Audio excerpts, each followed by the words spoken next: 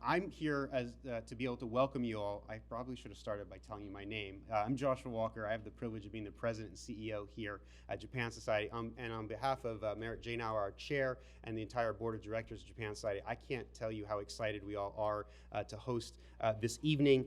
Exceptional Japanese houses, residential designs from 1945 to the present. Which is going to be about Naomi Pollock's book. She's no stranger to any of us in this room, I think, and the idea of where the ideas came from, just how relevant Japanese architecture continues to be, and this concept of house and home. I can't wait to learn from you all. I know many people in this audience, seeing so many friends are. My job is to simply get out of the way as quickly as possible. And the great introduction of Naomi Sensei will be coming from Kawai Sensei, which is my job to introduce. So Yoko Kawai, Dr. Kawai is a lecturer at Yale School of Architecture, principal of Penguin Environmental Design LLC, and co-founder of Mirai Work Space. She researches and educates and designs architecture to promote and develop space for well-being by applying Japanese spatial concepts. I can't think of a more important topic to be discussing and a person that would be a better moderator than Kawai Sensei. So please, let's welcome Kawai Sensei. She kicks us off the evening. Thank you. I'm shorter, so thank you, Walker-san, for the nice introduction. So thank you, everybody, for joining us tonight for this wonderful event of exceptional Japanese houses, residential design from 1945 to the present. I'm pleased to welcome our speaker tonight, Ms. Naomi Pollock. Ms. Pollock is an American architect and author who lived in Tokyo for 30 years. She has written several books on Japanese architecture and design, including her most recent, The Japanese House Since 1945. She holds 2 master's degrees in architecture, one from the Harvard Graduate School of Design and another from University of Tokyo's Graduate School of Engineering. I've been looking forward to meet her for many, many years, actually, and I didn't have a guts to reach out to her, but finally, I have a chance to meet her. Now, please join me in welcoming Ms. Naomi Pollock. Thank you, Kawai Sensei. Thank you, Walker Sensei, for these lovely welcoming remarks. And thank all of you for coming tonight. It's great to see you. My plan tonight is tell you a little bit about myself, tell you a little bit about my book, and then take you inside to acquaint you with some of its pages. I know this may come as a bit of a surprise, but the origin of this book actually traces to this building. Here's what happened, true story. Early on in my career, my husband and I had a chance to move to Japan. And so I casually asked my mother-in-law, who had quite a bit of knowledge of Japan herself, if maybe it was a good time for me to start studying Japanese. And she said, you know, might be a good idea. You just never know how long you're gonna be there. So the following week, I checked myself into Japan Society and took my first Japanese language course right upstairs. Well, it was some of the best advice a mother-in-law has ever given, because we ended up living in Japan, as Kawai Sensei said, for close to 30 years. Now, when we first got there, I had the good fortune to have a scholarship from Japan's Ministry of Education, and that enabled me to become a graduate student for the second time at Tokyo University. And I have a very vivid memory of my first meeting with my academic advisor, who was Professor Hiroshi Hara, one of 2 practicing architects on the faculty at Tokyo University at the time. And we met in his seminar room, which was a very long, skinny room with a very long, skinny table. And he sat in the middle on one side, and I sat in the middle on the other side. And he said to me in his rather guttural Japanese, he said, "So, what is it you want to study?" And I said to him, "I want to know why contemporary buildings in Japan look so weird." You know, coming from North America, I didn't see a lot of the usual markers. There were no consistent street walls, materials varied all over the place, buildings were different sizes, shapes, they had no relationship to one another. They were topped with the strangest looking roofs and neon signs. I had no idea what was going on. Well, without missing a beat, Professor Hara said to me, if you want to understand the contemporary, you have to go to history. So I spent the next 2 years doing my research and writing my thesis about Minka farmhouses, which are these wonderful handmade houses that were built for hundreds of years up and down Japan. And they were built by local craftspeople using local materials and in response to the local climate. Many of them were topped with these massive thatched roofs. So if you've opened any bit of tourist information about Japan, you've probably seen pictures of them. Anyhow, I really found that a great way to get up to speed on the way people lived in Japan, understanding how houses worked, but it didn't answer the weirdness question. Fortunately, I learned also very quickly that Japan has a marvelous custom that when an architect finishes a building, they usually, maybe 2 or 3 days before they hand it over to the client, they have an open house. And they invite everybody they know.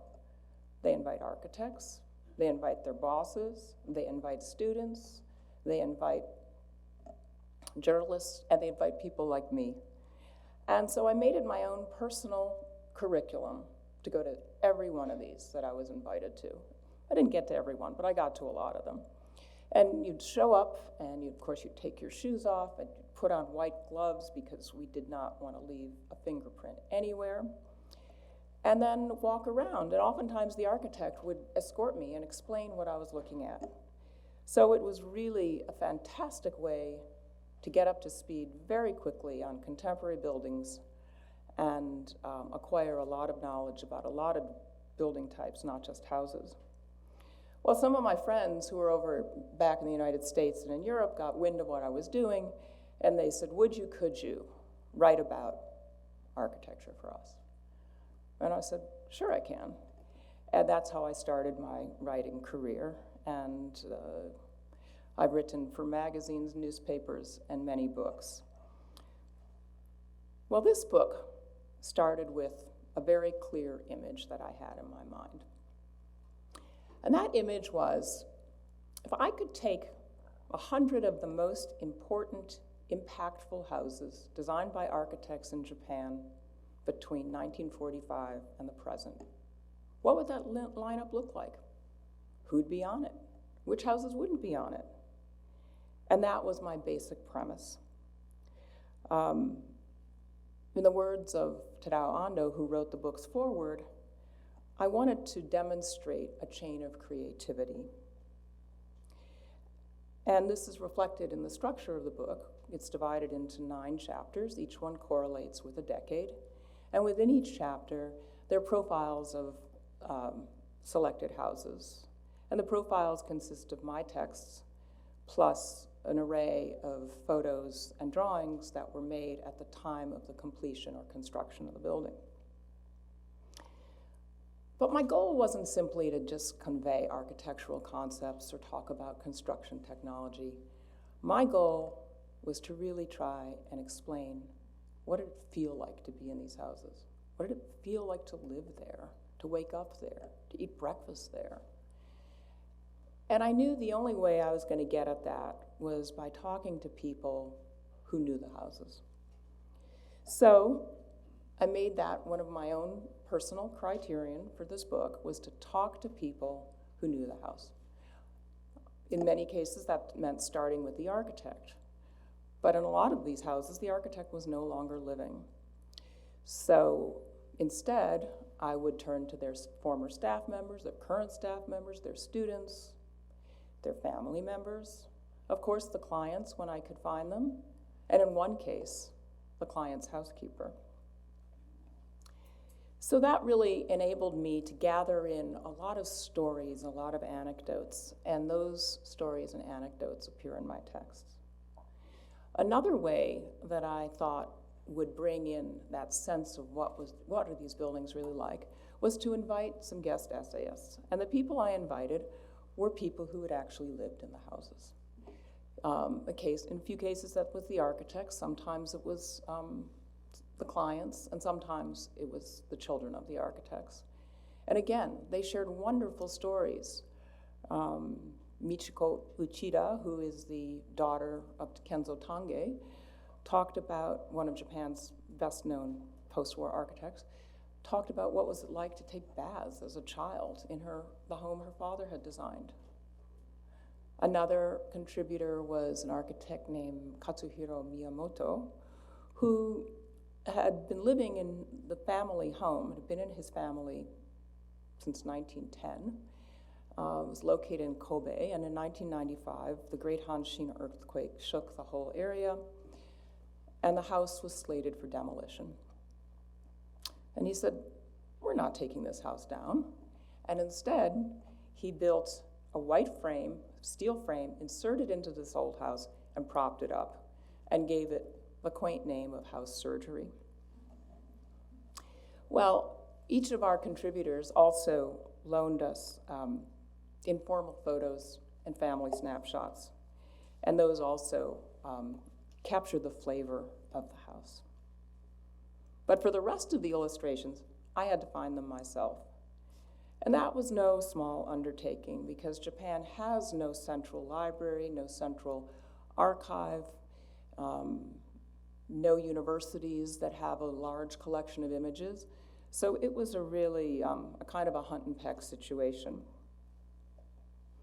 But what I got for doing that was a parallel narrative in the book, which, you know, the visual materials evolve over the course of the book, and they start with black and white photos and hand-drawn plans and sections, and then they finish with mostly colored photos and computer data. Well, at times, as I said, it was a bit torturous to unearth these things, but most of the time it was a real treasure hunt. And among the 544 illustrations, yes, that's how many there are, you'll find a lot of iconic photos, but a lot of photos that had been basically lost or forgotten, and then some that had never been seen before. Well, one question I'm often asked is, and I'll just, now that we're in the book, should show you a picture of it. One question I'm often asked is, why does the book start in 1945? Well, of course, that was the year the Pacific War ended, but it was also the start of Japan's reconstruction. And there was a lot to reconstruct. Physically, the demolition of homes had been pretty catastrophic, so there was an urgent need to rebuild. And yet, there wasn't much money, and there weren't many materials that were available.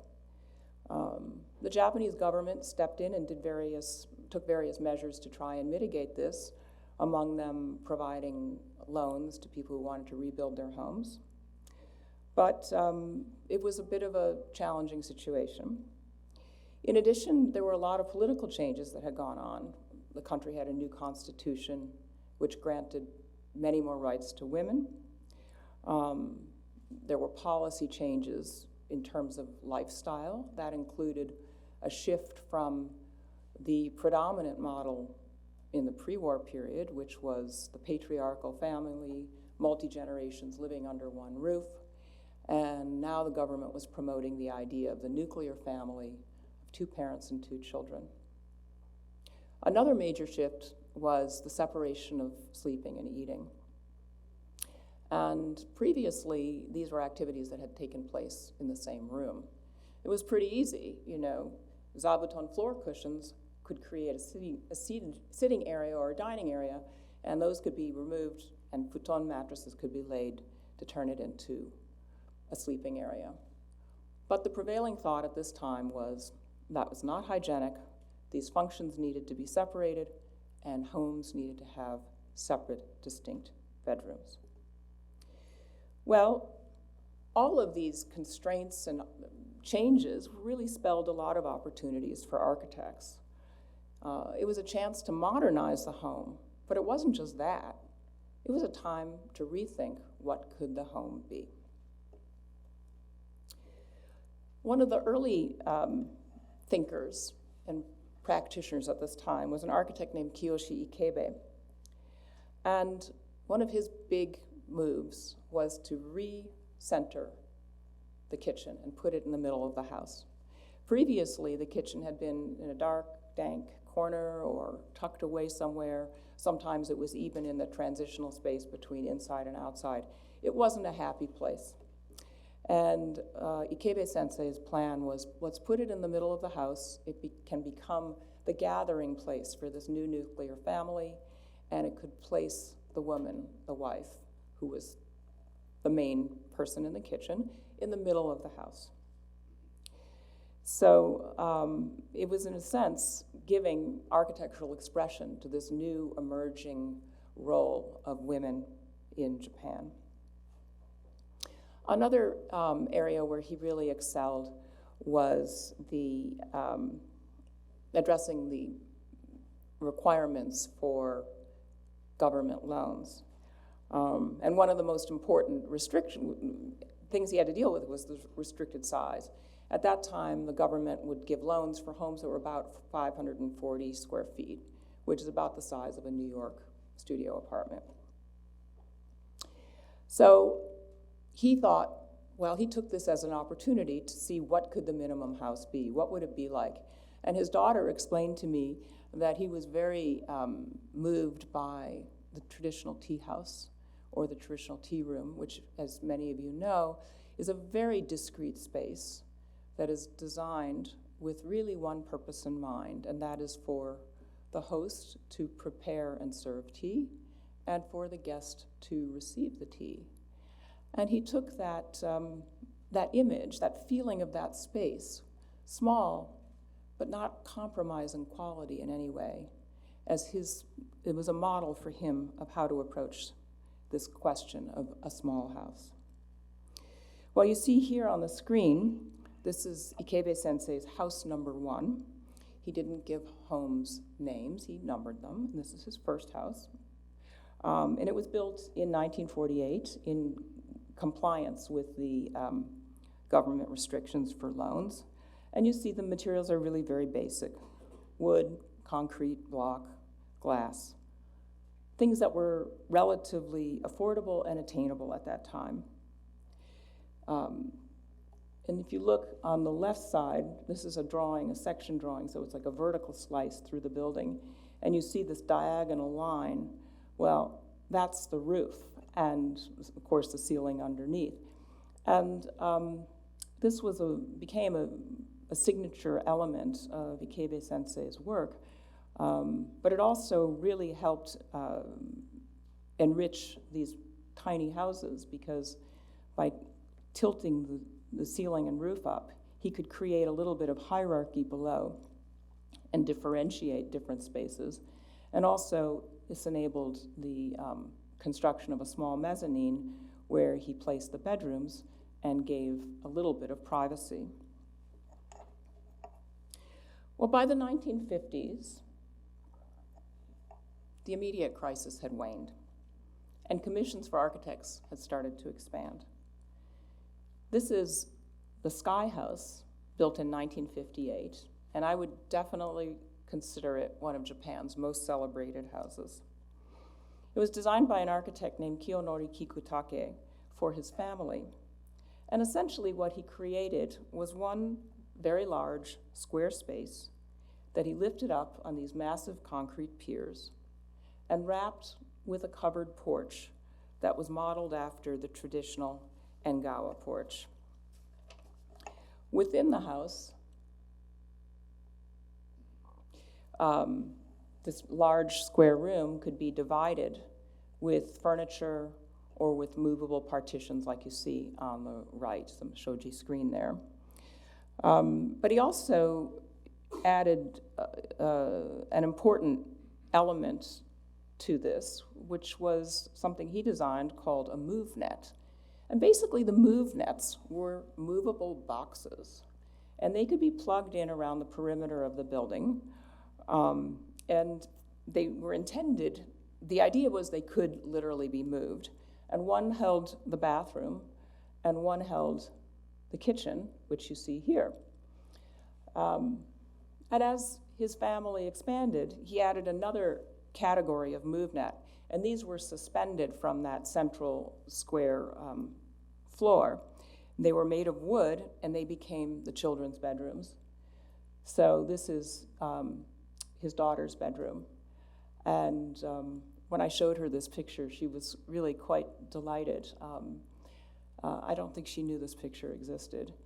And she said she loved living in this room, that it was the perfect size for a child and gave her some independence, but also a real feeling of coziness. Well, by the 1960s, Japan was solidly on the up and up. The country was gearing up to host the Olympics in 1964 in Tokyo. And for Japan, this was much more than an international athletic competition. It was a chance to say to the world, we've recovered. And it was a chance for the country to flex its technological muscles. Shortly after the opening of the Olympics, the bullet train running between Osaka and Tokyo took its first run. So it was a real moment for Japan. And it was also a time when the economy was growing very rapidly, which meant that consumers had a lot of, or relatively, were flush with disposable income, so they could afford the TVs to watch the Olympics, but they could also afford homes that were no longer just shelter. In the words of the architect Kazuo Shinohara, who was very active in the 60s and 70s designing houses, he proclaimed that a house could be a work of art.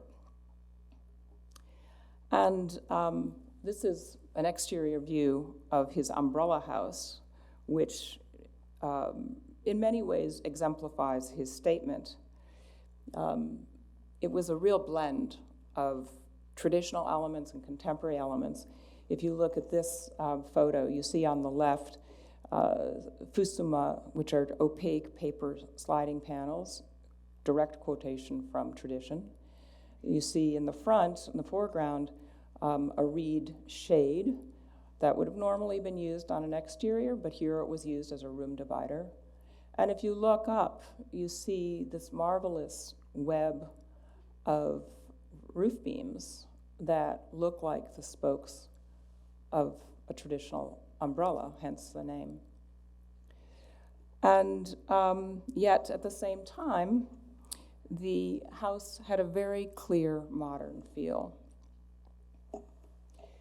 There was abundant light, the walls were white, and of course it had a state-of-the-art kitchen. Well, another architect who explored the melding of tradition and contemporary motifs was Junzo Yoshimura, who designed this building that houses Japan Society. And this is his mountain cottage in Karuizawa that he created for his family in 1963. And if you can sort of see under the shadowy part of the top, it sits on this concrete base, which concealed stairs going up to the main level, where the main room is ringed by shoji paper screens and a porch. All of those screens can be pushed back to meld inside and outside quite seamlessly. The base of the building also holds the bathtub, which was a traditional goemon iron tub.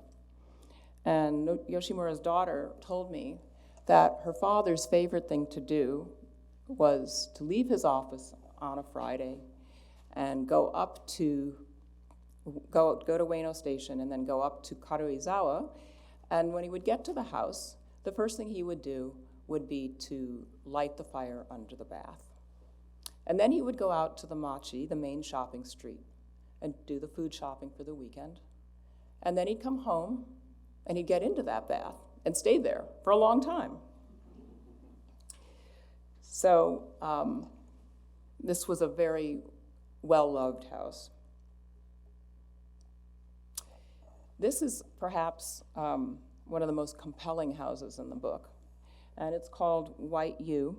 It was designed by Toyo Ito in 1976.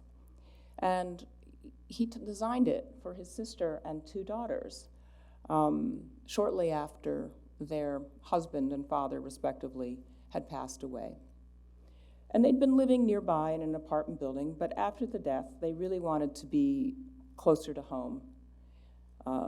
And so this house was built on property next to the family homestead where Ito and his sister had grown up. And basically what the architect did was he created this U-shaped building made out of concrete. I mean, it really doesn't look like a house at all. Apparently, a lot of the neighbors thought it was a church. But it had this very sheltered environment, and it encircled a courtyard of sorts. It was covered in dirt. It was never planted. And it was really intended for the eyes only. A lot of people have speculated that the client really wanted to be closer to the ground for obvious reasons.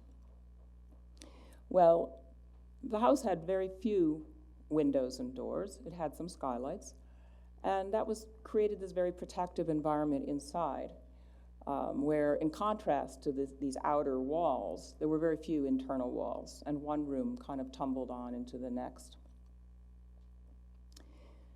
Well, after 20 years or so, the daughters had grown up, and the trio no longer were grieving in the same way. They didn't feel they needed to remain in a house that had been built out of a sense of loss. But they also could not imagine this house that was so personal to them could be inhabited by anyone else. And so in 1997, the house was taken down. It's hard to think that a house that was just 21 years old, made out of concrete, could last such a short time, but this is not an unusual phenomenon in Japan. Perhaps it's equally strange to think that a house that is made largely out of paper could be built to last as long or longer. To prove this point, the architect Shigeru Ban built this house, his own country house, in Yamanashi Prefecture. Well, it was his own house. But when I asked him, how often do you go there? He said, never. And I said, why is that? And he said, well, I'm just too busy. I don't have time for a country house. And so I said, well, why did you build this? And he said, well, I had to demonstrate that the lowly paper tube, garden variety paper tube, could become a structural element. And architects frequently will use their own homes or those of some relative as an experiment, as this one was. And here, subsequently, he's used paper tubes for buildings of various shapes and sizes, including many of the humanitarian projects he undertakes all over the world. When an earthquake shakes Tohoku, when there's a catastrophe in Morocco, a volcano someplace else, he gets on a plane, he goes there, he sees what he can do, and frequently he will use paper tubes to construct something to improve the lives of people as quickly as possible. Here, the tubes are this defining element. This is a plan, so it's as if we cut the building at 3 feet, and you're looking down. And you see there's a sort of S-shaped wall of these tubes. Up in the left-hand corner, it encircles the bath. That little square is the bathtub, which has its own private garden. And then it loops around and encloses on the upper right there the sleeping quarters, and then finishes with enclosing, but also opening the common space to the woods. And in fact, the whole house opens to the woods because it is enclosed with sliding partitions that can be pushed away completely to sort of merge inside and out in a very seamless way. Shigeru Ban loves sliding panels and uses them at various sizes in buildings all over the place. He also just loves building parts that move. It's just one of his fascinations. Well, as forgiving as these non-urban lots might be, sometimes it's the really gnarly urban site that gets the creative juices going. This is a house in the middle of Tokyo. It's called House in a Plum Grove, and I'll explain why in a minute.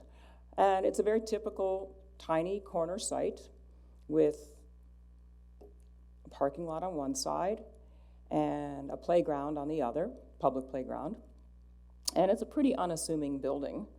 Unsurprisingly, it is the work of Japan's queen of minimalism, Kazuyo Sejima. And she was approached by a client. It was a couple with 2 children, 1 live-in grandmother, and this land, which at that time was dotted with plum trees. And they wanted to keep the plum trees, which of course made the small piece of land even smaller. And so during construction, the trees were removed and stored. And in fact, they were planted later in this sort of L-shaped land in front of the house. And now they're pretty bushy, last time I saw them. But this house is deceptive in its appearance, actually, because most architects faced with a tiny, tiny site like this would say, I'm going to divide the space as little as possible, and then it'll at least feel bigger or seem bigger. And she took the exact opposite and decided to divide the space into as many rooms as she possibly could. I think they're about 18. And they're spread out on 3 levels. And they contain a variety of communal spaces in addition to the usual, dining room with a table and kitchen. There's a library, a tea room, a roof garden. And then there are private spaces for each of the family members, which are just the size of the furniture. Each of the children had 2 rooms, and you see the son in his bedroom, which is literally the width of his bed. Another way that she economized on space was to build with super thin walls. They're made out of steel, 5/8 of an inch thick, which is really thin. But it was really, we were down to those inches to try and squeeze out, more space. And then she relieved some of the tightness by opening the walls. And you see on the left, a big window. It's a high window, so there was no problem with privacy, but it lets in a little view, a lot of sun, and a little bit of sky.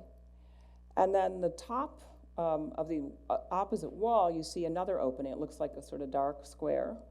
And that's a window into his sister's study, which is the width of her desk.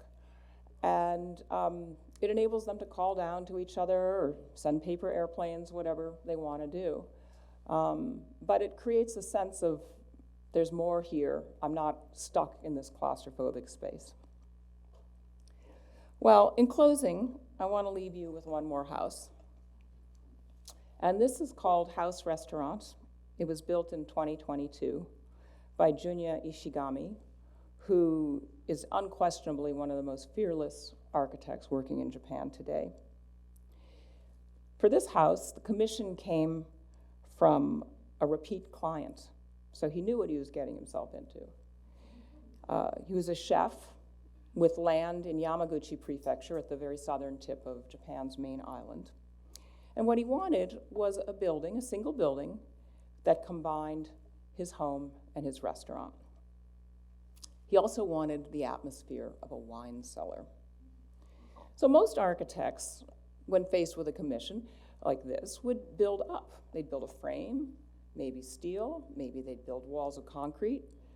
But Ishigami dug into the earth and used these holes he created to form the concrete. Well, this was a very daring strategy because no one had any idea what the space was going to feel like. They couldn't. It wasn't until the concrete had cured and hardened that the dirt in between these concrete pieces could be excavated. And only then did they see, oh, this is what it's going to be like. So Ishigami's first thought was to smooth out these concrete pieces and make it very sleek. But when he saw this craggy, rough texture and the bits of this sort of orange earth stuck to it, he just fell in love and said, no, we're not doing that. And instead coated the concrete with a sort of fixative. And then, amazingly, they had to dig underneath these supports to pour a concrete floor and make a very smooth floor. But you know, that plus the laser cut glass that fit into all these openings turned this very cave-like place into a habitable space. And on one side, there's the family home. This is their bathroom with a sunken bathtub. And on the other side is the restaurant. This is the chef's counter, and the guests sit there and they banter with the chef as he's cooking, as you know, we all know is a very common scenario in Japan. And in between the two halves, he placed 3 courtyards with the intention of creating a bit of buffer, but also allowing daylight to come down into the middle of the building. Well, this is just a sample of what you'll find if you look inside the book. And I encourage you to look carefully at the other 90-plus houses. As you will see, each one tells a special story about the time it was built, about the place that molded its form, and above all, about the people who brought it to life and made it a home. Thank you very much. Thank you very much, Naomi-san. What a fascinating presentation. I felt as if I lived through the journey of Japanese houses for 70 years. Okay, so and I can't wait to go in deeper with this conversation with you. As being an architect myself, I'm curious that the relationship between the architect's intention and the way in which the residents live there are always tight. Would you maybe talk a little about that relationship? And also maybe if you have a good example, share with us an example in which residents played an interesting role in developing or completely changing the intention of the architect. Well, you know, houses are like jeans. You buy them and they're a little stiff, and then you wear them and you wash them and they begin to mold to your body. And that is very much the way houses are, even bespoke houses that have been commissioned by architects. But I have 2 really good examples. The first one is a house by So Fujimoto. It's called House NA. And it's every wall except for the back wall is glass. Top to toe, it's glass. It has 22 very small floor levels, and there's nothing but glass. And I said to Fujimoto-san, I said, could you live here? And he said, no. And so his clients, of course, they saw the house develop. It didn't come as any great surprise. But what they did do, of course, was they did add some curtains. And they added curtains both around the bathroom so no one could actually look in. But they also added some curtains to make a little bit more division within the house and make it more the space that they wanted to live in. The other example I wanted to bring up is a bit more extreme. And this is a house, it's called Farmer's House. And the client is a farmer living out in the country. And the architect, well, there was no contractor. So the architect devised the drawings, planned what the house was going to look like, and every week he would send the client, the farmer, a packet of material with his instructions for that week. Okay, this week you're building this week you're doing that. Go to, the Lowe's equivalent and get this hardware and do this. And so I was talking to the architect's assistant, and I said, so how did the client and architect know that the house was finished? And he said, oh, the house will never be finished. And the client just keeps adding to it and changing it and adjusting it, and everyone seems to be very happy with this arrangement. And in some ways, that's a very apt model for all of these houses. Wow. Do you think that the clients and the architect were in conversation about how it is developing, how it is lived?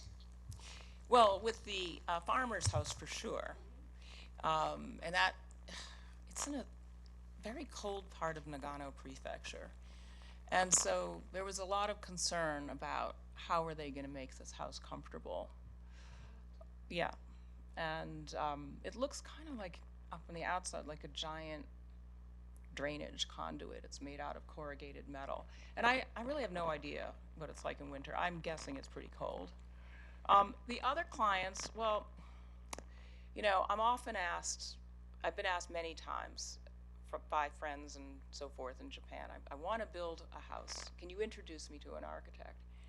And my first question is always, do you want to live in a house that's a work of art or a house that works? And for the people who choose to live in a house that's a work of art, like a house that Mr. Fujimoto would design, you know, you kind of know you're in for a pretty exciting ride. So maybe they didn't expect that their bathroom wouldn't have any curtains, but you know. Thank you. And I also envy you for being able to visit at so many unique houses. And my question would be that if you need to choose one, I'm sure it's hard to choose one, but which one was the most unusual house? And maybe, you know, tell us why you choose that house, please. Well, you're right. It's really hard to choose just one. So I'm not going to choose just one. One of the most, okay, how do I say this? One of the strangest normal-looking houses is a house called House on Yamate Street. And Yamate-dori, you know, many people know, is this major thoroughfare. It's a ring road around central Tokyo. And in places, it's about 6 lanes wide. It's very big. And in parts, it's lined with 10-story apartment buildings. And this client was a single man, and he bought a tiny piece of land that had been left over from some subdivision. And he wanted to build his house there, but he didn't want it to stand out. So the architect built him, I think it's 4 or 5 stories, I can't remember, but it's the height of a 10-story building. And so you look at it and you think, it's an apartment building. And you go inside and you think, oh my gosh, one person lives here. And it's not like it's huge, it's just so tall. And it is so well disguised. So that is definitely one of them. Another one would be, it's called Natural Ellipse. And it's in Shibuya, very busy part of Shibuya where there are lots of bars and nightclubs. So, I mean, really, anything could go. You know, nothing would stand out there. And so the architect and his colleague, who was a structural engineer, they kind of went to town, and they made this sort of white 3D ellipsoidal building. It does not look like a house at all. In fact, I'm sure it's mistaken for a love hotel all the time. But inside it is a house, and it's a little strange. Wow, thank you. Thank you for that information. I'm not sure everybody knows what the Love Hotel is. Should I talk about it? Yes, No, please. maybe not. It's a special kind of accommodation for those who in love spend only a couple of hours. Is that enough? Yeah. Okay. There's usually a short rate and a longer rate. You choose. Okay. All right. My next question would be that everybody noticed, I'm sure, that each one of the houses are small. And that's where the uniqueness of Japanese homes come from. But would you share an example or two in which you see that the both architects as well as the residents took advantage of that smallness? Well, I think one of the best examples is a house where the architect was the resident. And full disclosure, this is one of my favorite houses. It's called Tower House, and it's right in central Tokyo. It's, again, on a tiny triangular plot, and it's 5 stories tall. And there was no room for any kind of corridor or circulation space other than the stairs. So the stairs basically become, stop making weird sound, basically become the corridor, but it's just a vertical corridor, and it leads to one room on each floor. I went and visited the architect and his wife and his daughter, who is also an architect, in this house, and they were so happy. They felt no deprivation whatsoever, and this unusual form really lent itself to opportunities that one wouldn't realize. For example, I think, and the daughter wrote about the house. She's one of my at-home essayists, and I think she just talked about when her parents would have guests in the living room, which the living room was about the size of these 2 gray, and that doesn't count the corner where the kitchen stood. And she would sit on the steps upstairs, and there were no doors, and she would listen. And she said if the conversation was interesting, she'd go downstairs. And if it was boring, she'd go upstairs to her bedroom on the 5th floor. So it worked very well for her. Great. Okay, so I think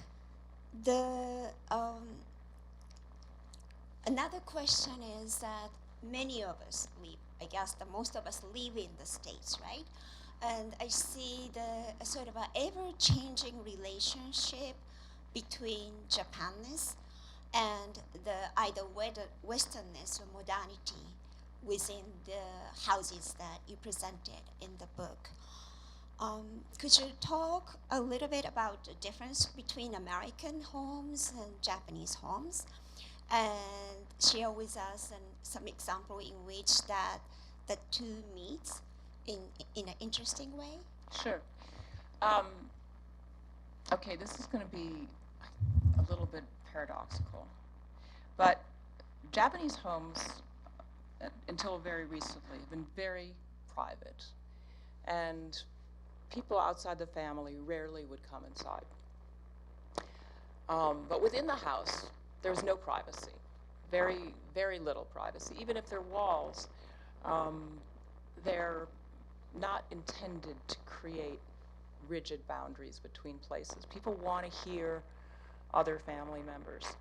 So it's a very different sensibility, whereas in the West, we want rooms with doors that close, maybe they even lock, and create really clear boundaries within the house. Whereas for the Japanese people, it's between inside and outside, not between within the house. The paradoxical part is that many Japanese houses are very much, in many unexpected ways, open to the environment. And one of the best examples is the Sumiyoshi row house, which was designed by Tadao Ando in the 70s. And this was a tiny concrete house built in a sequence of 3 row houses. And the client owned the middle one and said, take it down and build me something. And the architect was very young, and he went out on a real limb. I think he said he was like, this is a crazy thing to do. He even admits it. And basically, he divided this long, skinny lot into 3 sections. The front section held, it's a 2-story house, the living room and upstairs the master bedroom. The back section held the kitchen and dining and the children's bedroom. And in between is an open courtyard. So in other words, for the family members to go between the kitchen and the bedroom and the bathroom, they had to go outside. And we would never, ever dream of doing that. What if it was raining? What if it was cold? And, you know, that was just the way this house was designed, and the clients, I think, loved it. They never changed it. And I think it was a really good example of how, even in an urban setting, this courtyard enabled them to be able to look up and see the sun. They could grow things in it. They could have a connection to the natural environment without compromising their privacy. So maybe it isn't so paradoxical. Yeah. The privacy is an interesting thing that I still remember, that when I was teenager, our house was in traditional Japanese homes. So the fusuma door cannot be locked. So I invented the way to sort of lock the door with the object so that my parents wouldn't able to open the door to my room. But that's probably a lot of, people from Japan in my generation remember when it comes to the privacy. So thank you for the insight. My last question to you is, I know that you wrote an equally wonderful book on Japanese design since 1945. And I wonder that if there's any excellent example in which the design outside of the architecture, like furniture or doors, fusuma doors, or any art, had a perfect collaboration to make a house. Well, I've always thought that the division between furniture and architecture in a traditional house was really kind of murky. There are all these built-in elements, kaidan dansu, which are stair-shaped chests that worked as stairs but also were a storage element, or built-in shelves, and they were furniture, but they were really part of the architecture. At the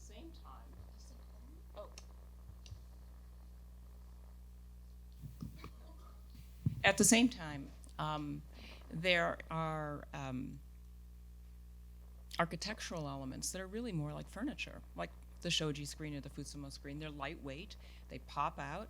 When they get torn, you just take it out and you fix it and you put it back in. So where's the divide? And when I started working on the design book, I kind of had that image in mind and found that there were still a lot of ways that the division between architecture and the objects that are held in the architecture were really very consistent.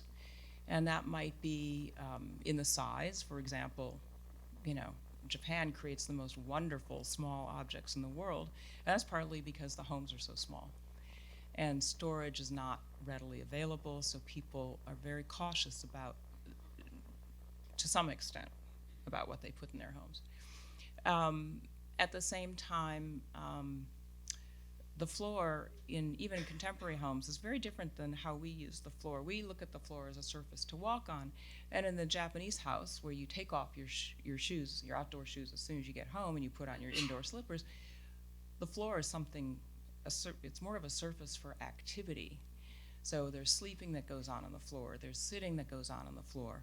And even Western style furnishings are designed to address that way of living. For example, there's a very famous chair.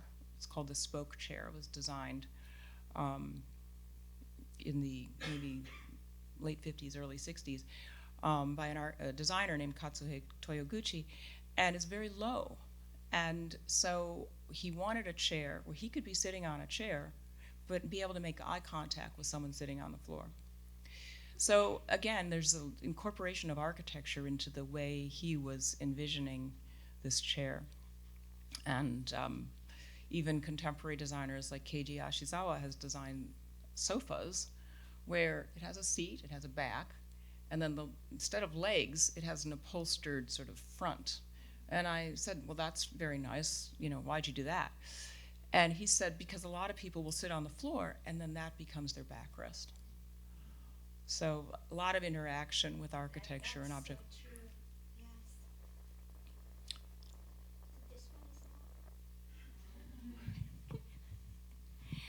Okay, so at this time, I'd like to open up to the audience to ask questions. So if you have a question, please raise your hand. And when I call on you, please wait for the microphone to come to you and then ask a question. Okay? So does anybody have interesting question to Naomi? Please. Hi, Naomi. I don't know if this is working. We've never formally met. I'm Dean Maltz. I'm Shigeru Bond's partner. Hi, Dean. Nice to meet you. I spent 2 years 2 years in Japan, 1982, 1983. I worked for Mr. Azuma. I was in that tower house. It was kind of interesting because Rie lived at the very top, and the parents lived on the second floor, and they had the living room floor. So every time she came home late, the parents always knew. Oops. So I was there at the very fertile time where there's a lot of experimentation going on in architecture. And like you, I had that question, why are there so many unusual houses that are built in Japan, and that you demonstrated sort of changed the way people would live a particular life. Did you ever have an answer to that? I mean, spending that 30 years there, like, why have how do these architects get these clients to sort of compromise, like what we would say, more traditional way of living? Well, for one thing, the vast majority, as you know, of people in Japan don't live in architect-designed homes. They want to live in housemaker homes that are very cookie-cutter and look like everyone else's. So it takes a certain kind of person to be so daring. And as I said, there are architects who really want to create works of art. But there are also clients who can only afford the tiny triangular plot, or, something that is compromised in some other way. And so for them, the option is to engage one of these architects, and they know they're going to get something a little bit unusual because the circumstances are unusual. I think that there's a willingness by a lot of these clients. They know that they want this, and this is what they're going to do. And sometimes those, particularly, there are very, what we would call, okay, I could call them compromised. Let's call them inspirational sites in the center of the city. But like with the Azumas, the story that the Azumas could have built a big house out in the suburbs, but they wanted to live in the center of the city. They didn't care. They liked the idea that they had a small refrigerator. It meant they had to go buy vegetables every single day, and they loved that lifestyle. And so I do think that it's a whole constellation of space, what you have and what's around you. I'm not sure if that answers your question, but that was sort of my impression, I think.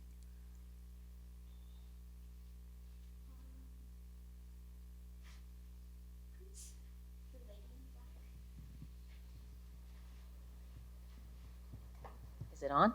Yes. I'm interested in the discussion you engaged in about the interplay between Japanese and Western elements and how some are incorporated. And I noticed, I lived in Japan for a better part of 20 years and noticed that sometimes you had something that began in Japan, had been interpreted in the West, and then was a kind of re-Japanized version of the Western. So that sounds a bit convoluted. For example, out of the realm of architecture, if you look at Art Deco, the design movement, a lot of the motifs of Art Deco were originally Japanese. Then Japanese artists looked at the, I guess, French and European Art Deco, and then they made Japanese versions of this Western interpretation of their own motifs. And I was curious if you found in the architectural realm that there was also this sort of, here was something, a concept that maybe began in Japan that fascinated Western architects who often sort of looked to something different from their own, training or experience, and then do you see examples where that's then re-imported or reinterpreted as a kind of, I guess you'd call it second generation of that, you know, whether it's motifs or strategies? So something that started in Japan, went to the West, and then came back to Japan. That's what we're talking about? Yeah. Okay. Well, I mean, everyone's favorite example is Frank Lloyd Wright, of course, who was very influenced by Japan, created very low spaces with horizontal lines, brought those to America, and then, of course, there are Japanese architects who have been attracted to Wright's work. You know, I would say, I'm sure that there are other examples of more in the design world. I can think of better examples where a lot of Scandinavian designers were influenced by the elegance and the simplicity of Japanese objects that they saw at many of the international expositions.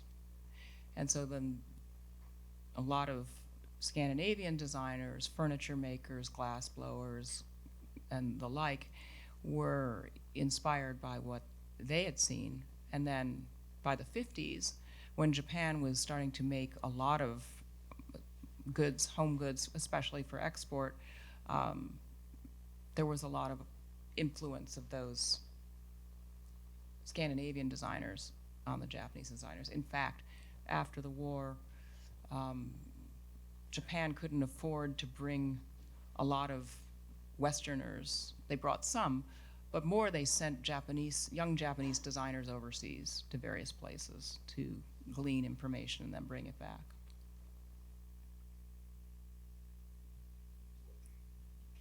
Lady in the back, white, please.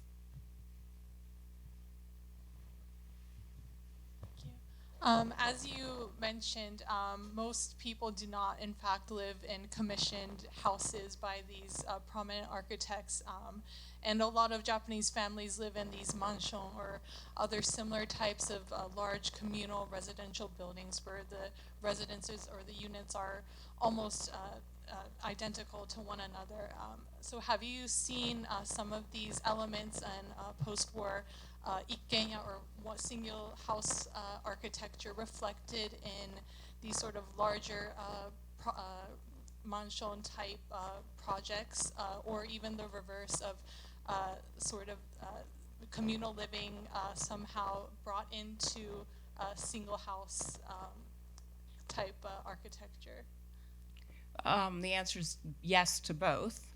I do think that there's more experimentation about what could communal, like an apartment building, look like. What, you know, how can we make it more interesting? And there's definitely a market for that.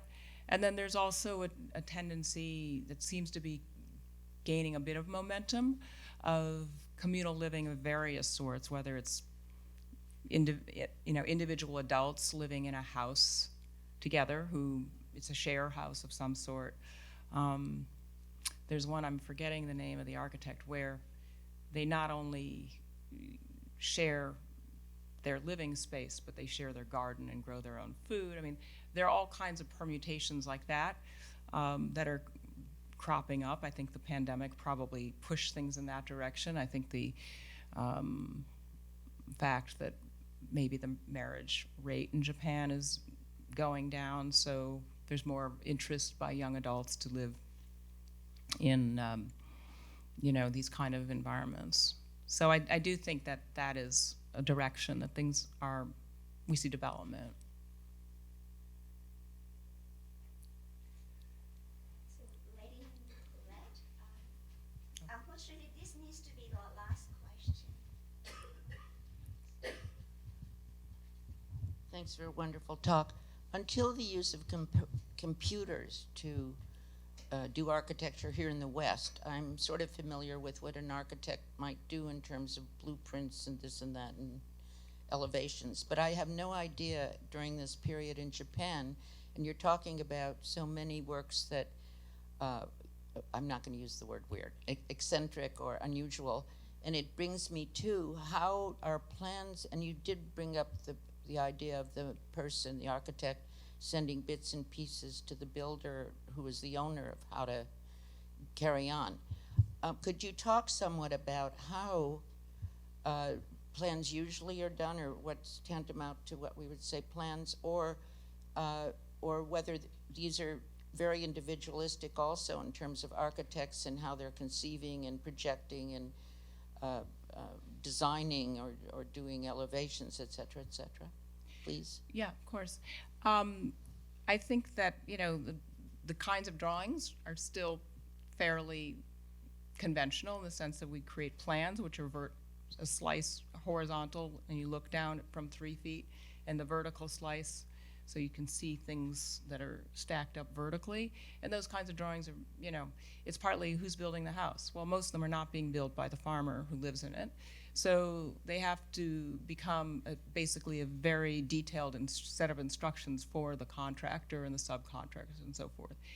I think that creates, has become a more interesting problem in the time when designers are using computers more and more to create very complicated geometries. And yet they can use these tools to create these very complicated shapes and unusual relationships and so forth. But then at the end of the day, they still need to slice it in the same way so that contractors can come in and actually build it. And I think that can be a challenge for architects, but again, computers are very, very helpful in that as well. So I'm not sure, did that answer your question?